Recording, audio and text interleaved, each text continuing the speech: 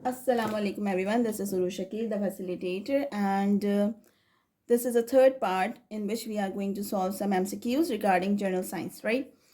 जैसे कि मैंने ऑलरेडी 2 वीडियोस अपलोड किए हैं जर्नल साइंस की, और जिन्होंने नहीं देखी हैं तो लेट मी टेल यू कि ये MCQs बेसिकली मैंने डिफरेंट बुक से, टेक्स्ट बुक से, डिफरेंट रिसोर्सेज से, और it's a collection, it's basically a precise collection कि आपका कोई भी ऐसा MCQ ना आए, मतलब ऐसा कोई MCQ ना हो जो आपसे मिस हो जाए या आपको समझ ना आए at the time of test, right? तो let's start with, already we have done 46 MCQs in our last 2 videos, or we will start from 47 and we will end up with 73. ठीक है? Okay, and this is the third part. Now the plant cell wall is made up of tough material called cell wall. We already discuss that कि animal cell में और plant cell में सिर्फ एक plant cell है जिसके अंदर cell wall पाई जाती है, एनिमल सेल में सेल वॉल नहीं होती. अच्छा, सेल वॉल का काम है कि वो स्ट्रक्चर देती है, रिजिड होती है, सही है, मतलब हार्ड होती है जब भी प्लांट का कोई एक प्रॉपर शेप होता है, सही है. अब यहाँ पे वो कह रहे हैं कि the cell wall is made up of the tough material. अब जाहिर सी बात है, अगर सेल वॉल एक शेप दे रही है तो वो किसी टफ मटेरियल से बनी है, and that tough material is known as cellulose. Then the next one, the plant cell vacuole pushes an organelle a side is. अब कहा जा रहा है कि जो वैक्यूल है, अच्छा वैक्यूल आपको हमने डिस्कस किया था कि वैक्यूल क्या कर रहा होता है, स्टोर कर रहा होता है वाटर को, वेस्ट को और प्लांट्स के फूड को, और हम मतलब फूड को बेसिकली, क्योंकि vacuoles are present in animal and plant cell both. अब कह रहे हैं कि प्लांट सेल का जो वैक्यूल है वो क्या कर रहा होता है कि ऐसे ऑर्गेनल को पुश कर रहा होता है बिल्कुल साइड पे. क्यों? क्योंकि जो प्लांट का वैक्यूल है वो लार्जर है, वो काफ़ी बड़ा है, क्योंकि plant is itself is making food, सही है, तो वो अपना फूड ज़्यादा स्टोर कर रहा होता है. तो यहाँ पे हमने कहा कि जो वो पुश कर रहा होता है ऑर्गेनल को बिल्कुल साइड पे, जो कि एनिमल के सेंटर में होता है, and this is called nucleus, is a nucleus. Now the clear transparent solution of a to substances is, let suppose मैंने कहा कि मैंने पानी के अंदर क्या किया है कि शुगर को डिजोल्व कर दिया, तो I can not found sugar particles in water. ठीक है, दैट सॉल्यूशन इज कॉल्ड, जब वो दो चीज़ें कंप्लीटली मिक्स आउट हो जाती हैं, we called it homogeneous solution. Homo mean same, ठीक है, होमोजीनियस सॉल्यूशन मतलब आपको जो आपने सॉल्वेंट और मतलब जो सॉल्वेंट में आपने सॉल्यूट ऐड किया है वो आप उसको डिफ्रेंशिएट नहीं कर सकते. You can not found the solute in then solvent. Then we have the substance which is dissolve to make a solution is, वो कौन सी चीज़ है जो कि सॉल्यूशन को बनाने में हेल्प आउट करती है, मतलब वो क्या हम डिजोल्व करते हैं, so we dissolve solute. Like the gas which is dissolved in the fizzy drink, whenever you must have seen the bubbles in your cold drinks, तो भाई वो कोई गैस है ना जो उसके अंदर डिजोल्व हुई हुई है, और by keeping a glass outside तो क्या होता है वो सारे बबल्स गायब हो जाते हैं. क्यों? क्योंकि वो गैस पार्टिकल्स हैं, और जैसे गैस को मौका मिलता है इट एस्केप. अब वो जब एस्केप हो जाती है तो आपको देखा होगा कि आपको सिर्फ वाटर की फॉर्म में सिर्फ एक एक एक प्लेन फॉर्म के अंदर आपको कोल्ड ड्रिंक नजर आ रही होती है. जो बबल्स होती हैं दैट बेसिकली वो क्या कर रहे होते हैं, रिप्रेजेंट कर रहे होते हैं प्रेजेंस ऑफ गैस को. ठीक है, तो वो कौन सी गैस है, वो है carbon dioxide.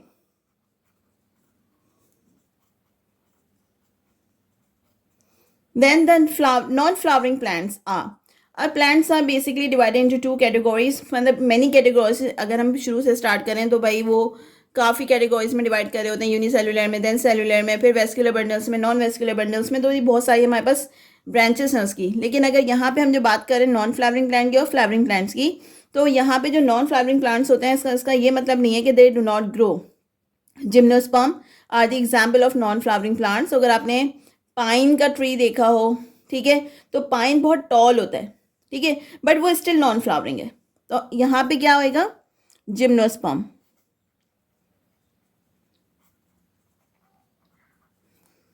No, flowering plants are very common. These are called angiosperm, ठीक है, that even grow with the seeds.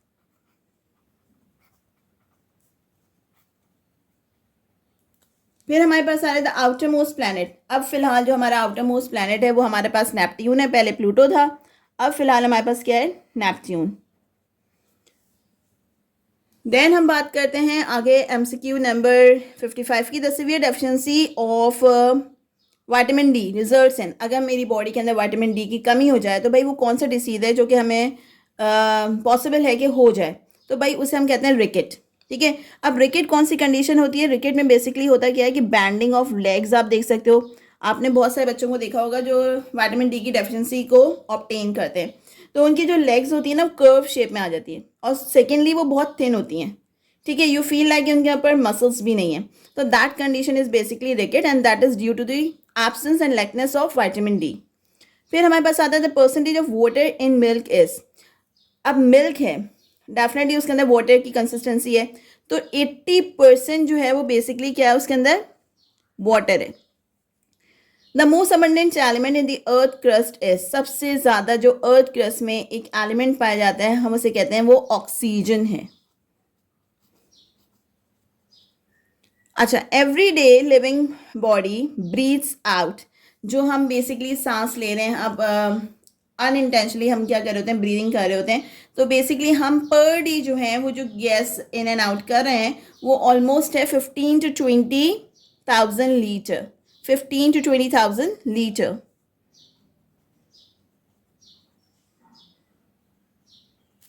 Litres.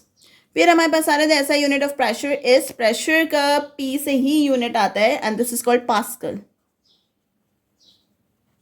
अगर आपको याद रखने में कोई प्रॉब्लम हो तो P for pressure and P for pascal. फिर हमारे पास आ रहा है the most dense substance on the earth is, सबसे भारी जो एलिमेंट है वो क्या है, तो वो है osmium.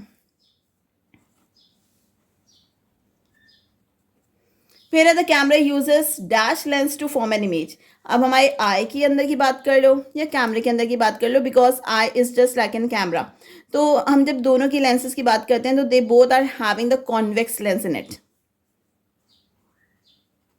that helps to form an image.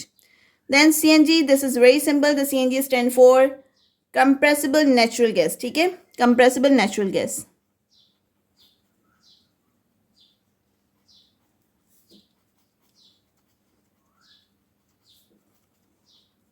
Then sound can not travel through, right? अब यहाँ पे हमने कहा कि हमने वो कौन सी जगह है जहाँ पे साउंड ट्रेवल नहीं कर सकती, डेफिनेटली स्पेस है, वहाँ पे साउंड ट्रेवल नहीं कर सकती। क्यों नहीं कर सकती?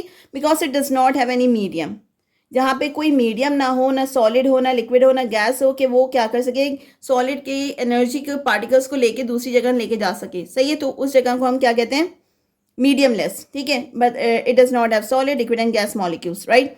तो हमने क्या कहा कि वो कौन सी जगह नहीं ट्रैवल कर सकती, दैट इज वैक्यूम, जहाँ पे कुछ भी मौजूद ना हो, and this is space, example is space. Then when light passes through a prism it splits into, जब ग्लास से, रेन ड्रॉप से या प्रिज्म से लाइट पास आउट होती है ना, it splits into its 7 different colours, ठीक है। क्या करती है वो ब्रेकआउट हो जाती है। क्यों हो जाती है? बिकॉज उसने मीडियम चेंज किया, ठीक है। जब वो मीडियम चेंज करती है तो जिस चेंज इन मीडियम की वजह से क्या होता है कि वो स्प्लिट आउट हो जाती है into 7 different colours, into its 7 colours. 1 nano N, again मैं आपको सिर्फ आइडेंटिफिकेशन और रिमेम्बरेंस के लिए बता रही हूँ, इसकी जो पावर होगी ना वो भी एन से स्टार्ट होती है, इट मीन्स 9, ठीक है। तो हम कह सकते हैं 10 की पावर 9, 1 नैनोमीटर इज 1 इंटू 10 की power 9।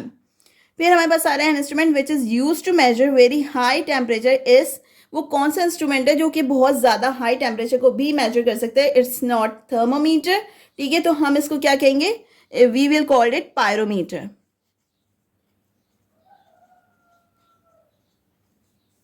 Then the sound waves are, sound waves का nature क्या है? Sound waves are basically longitudinal. वो कैसी होती है नेचर में? longitudinal. Transverse and longitudinal both जो चीज़ें हैं ना वो साउंड वेव्स में दिखती हैं, ठीक है। The life span of the white blood cell is, white blood cell की टोटल लाइफ स्पैन क्या है? It is just 1 day. अब the fluid part of the blood is, वो मतलब जो आपका ब्लड है उसके अंदर जो लिक्विड पार्ट है वो उसको क्या कहते हैं? उसको हम कहते हैं plasma. Now x ray was discovered by Roentgen, ठीक है, इट्स रॉन्टजन, ठीक है। इन्होंने क्या किया था? इन्होंने एक्सरे पार्टिकल्स को डिस्कवर किया था, ठीक है। The good source of vitamin B is, हम ऐसी कौन सी चीज़ खाएं जिसकी वजह से हमें क्या करें, विटामिन बी हमें बहुत ज़्यादा मिल जाए। And vitamin B is good for brain even. ठीक है, अगेन मैं आपको कहूँगी तो बी से याद कर सकते हो कि ब्रेन के लिए भी ये बहुत अच्छा है। तो the good source of vitamin B is seed. अब ये किस में पाया जाता है, तो ये हमें पाया जाता है सीड्स के अंदर। फिर हमारे पास आ रहा है the good source of vitamin C. ये आपको पता होगा, एवरीबडी नोज इट कि vitamin C is good for immunity, it's a immunity booster. अगर आप विटामिन सी की कंजम्पशन करोगे अपने डेली लाइफ में तो आपका क्या होगा, आपकी इम्यूनिटी जो है वो इंक्रीज हो जाती है। ठीक है, अब हो तो गई, लेकिन हम ऐसा क्या खाएं कि उसकी वजह से विटामिन सी इंक्रीज हो जाए। So we can have citrus fruits.